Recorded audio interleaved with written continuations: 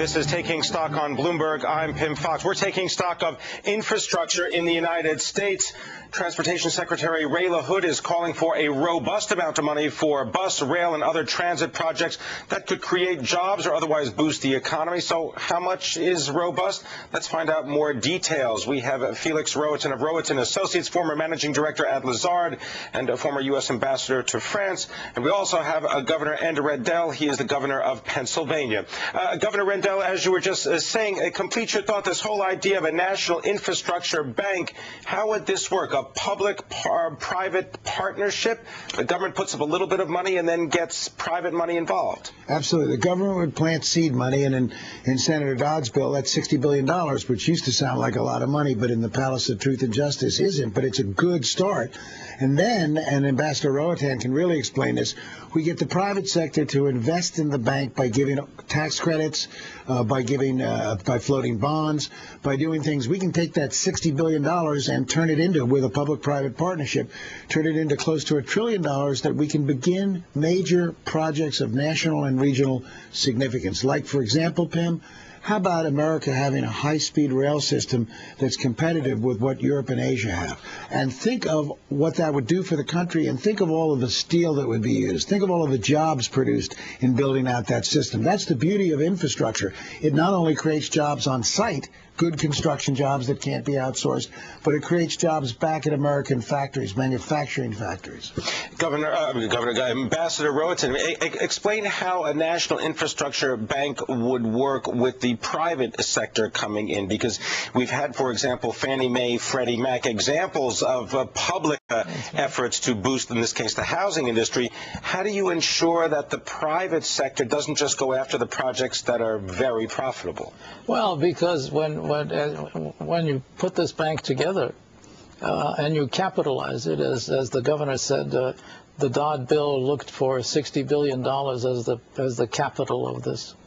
But with $60 billion of equity capital, the leverage you can apply at least 3, 4, 5 times the capital, and you're at $500 billion.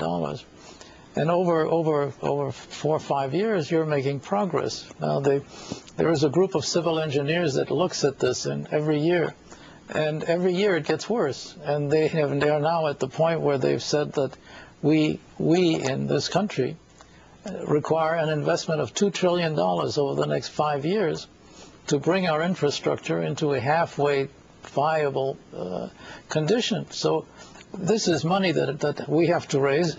A lot of it can be raised when you have a bank with a decent capital structure.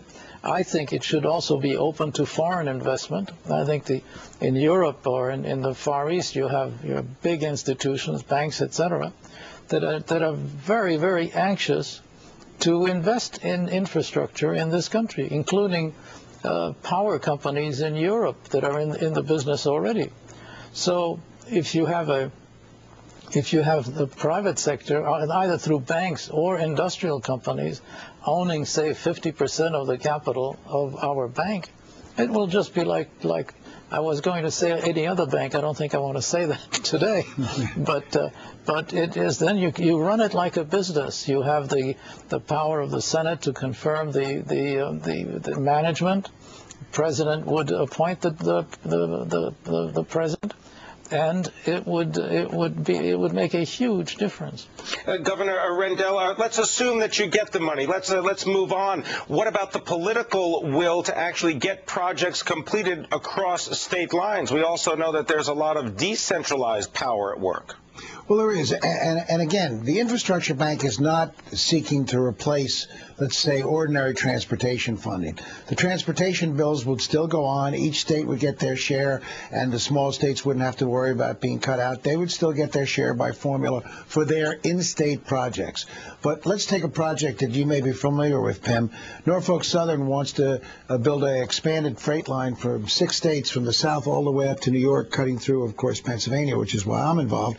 It's a great project. It will boost freight rail from the southeast all the way up to the northeast. It will help businesses all along that corridor have a cheaper transportation mode. Well, what Norfolk Southern did, they were the catalyst. They asked me to bring the other governors together. We got state investment. Each state pledged to invest. Norfolk Southern's willing to put significant investment together. And then we're asking the federal government to join us. And it's basically a third, a third, and a third. Those type of projects can't be financed through ordinary transportation funds, because ordinary transportation funds go out in grants to individual states. So you need something like this to do big regional project that will make an impact. All right. I want to thank my guests. I want to thank you very much, Ambassador Felix Rohatyn and Governor Ed Rendell, talking about the state of the nation's infrastructure. Coming up, investing in a sluggish recovery.